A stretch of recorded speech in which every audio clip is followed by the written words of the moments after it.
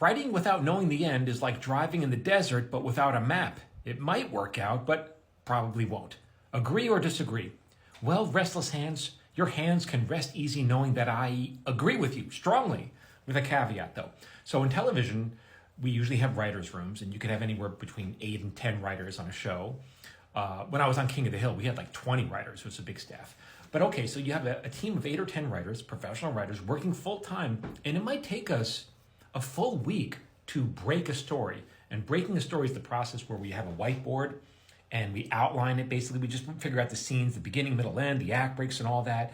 And all of that might take a week to figure out. And then one writer will go off and write an outline, and then they'll write a first draft. But the breaking part of the story, that takes a week.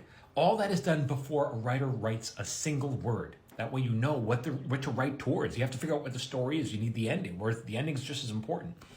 Now, my caveat is, so when I was writing my book, A Paper Orchestra, I wanted to write a little more organically. So they're true stories, and so I would take a memory and just start typing, and I would see where it would take me.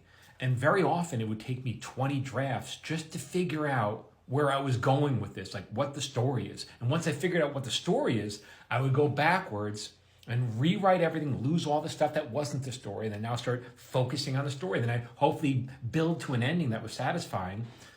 And once I did, then I would go back and rewrite all that stuff. So it's a very organic way of writing. It's extremely inefficient.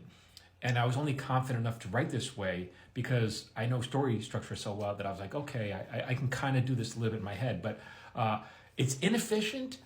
Like I said, it's more organic, and I think the quality of the work is higher because it's more truthful. But again, I didn't just write one story and then print it and then publish it, you know.